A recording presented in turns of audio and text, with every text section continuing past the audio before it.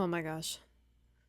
This one hits so hard. Like I said before, I wanted disabled representation. Guess what? I got disabled representation in my Sonic IP. I honestly had faith in them. I knew they were going to do something like that, especially if we're focusing on a character like Maria. Especially if we're focusing on a character like Maria and exploring her sickness and how that affected Shadow. What Shadow was seeing, what Maria was going through, how he saw it. I just, man, it hits so close to home. And if for anybody that has watched my Shadow Maria Robotnik and disability video, you will understand why it hits so close to home for me, because I go through this. It's so short. It's very short, but it is very effective. And I know people that either have a disability, have a sickness, have chronic illness, are dealing with somebody in their family, a loved one that has it, will understand and they will resonate with this. She was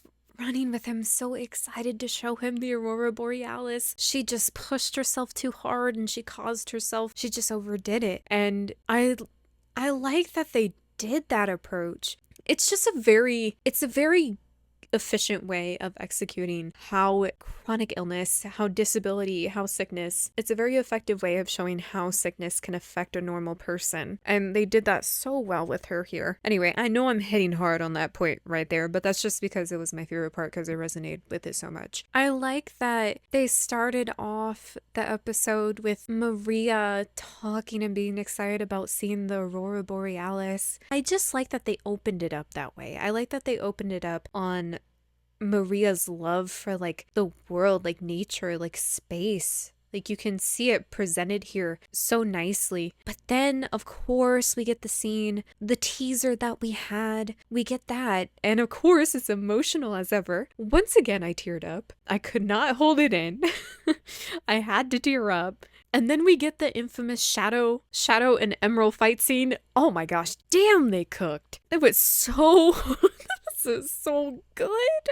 It was so good. The animators are the studio that has done this. I know that they made Rise of TMNT. For those people, you guys, the animators, you guys are slaying it. You are doing amazing. This looks beautiful. It looks amazing. It is gorgeous. But then, of course, we have some horror aspect to this episode, with Gerald in the room and his ramblings, the writings on the wall, his insane sketches. And I like how they did that scene of Shadow running. It just keeps going back and back and back and back. And man, like Doom is messing with him. He is torturing this poor guy. But throughout the whole thing, it seems like Shadow is honestly not that surprised. I mean, why would he be surprised? He's been through so much shit. Like, he's so traumatized.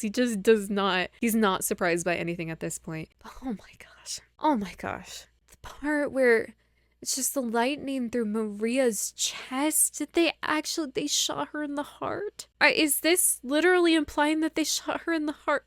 Oh my gosh, bro, why would you do that? That just hits, it's so sad. But then it cuts back to Shadow, and yeah, it looks like a little hangout place. It looks like a place where he sits there and admires the arc from a distance and admires the moon. It seems like his little hangout spot. But oh my gosh, it's beautiful. Jesus, that's beautiful. It is so nice. I can't. I am so grateful for this. I am so grateful for what we are getting. Us Sonic fans are eating. We are being supplied. It is like never ending this year. I am so glad it's the year of Shadow. It just proves that when they embrace the story and the lore that they have created and build upon that, because it was not wrong in the first place. It was a good story. There was good story. There was good essence there. And I'm very happy that they are taking that and owning that, because the story of Shadow is a story of heartbreak, of loss of identity, literally a self-discovery, having to discover yourself over again. It's losing your loved ones. Like, that's what it is. That is a good story concept. And of course, in the geez, like, I can ramble on forever about it. Black Doom, Gerald Robotnik, his insanity, Black Doom, being created for a specific reason, but then you're also you have the DNA of this horrible race of aliens, like I don't know, like destroyers. I am so excited for this game, and I am definitely so excited for the next episodes. We're gonna get Rouge and Omega. I was freaking out. We're gonna get Rouge and Omega. I am so excited for what they do there. I don't know what they're gonna do there. The last episode, I don't know what that's gonna be either. I think the episode name is To the Ark. I guess he's going to. Oh, I guess what's happening is that's going to be Shadow going to the Ark, and that is going to be where he figures out that Black Doom's Eye is there again, and that's when he starts the Shadow generation story, right? And I am so excited. And once again, I just cannot get over how sweet Maria and Shadow's relationship is. Like I cried. I cried, and especially with just the one scene of Maria exerting herself too much, I just cried because they hit the nail on the head. And it hits harder because this is my favorite franchise. And the fact that my favorite franchise just, it made me feel seen. Yeah. I know a lot of other people could probably relate to that. But yeah, man, this year is fantastic. I'm gonna once again, the movie's coming out. We're gonna see more of Shadow and Maria's relationship. I'm just saying it's so special. Shadow and Maria's relationship is so special storytelling wise, and I am so happy that we are getting to see that more in depth. Jeez, man, I love Shadow so much. I love everything that they're doing right now. I am so excited for the next episodes. Oh my gosh, I will never get over this. Never.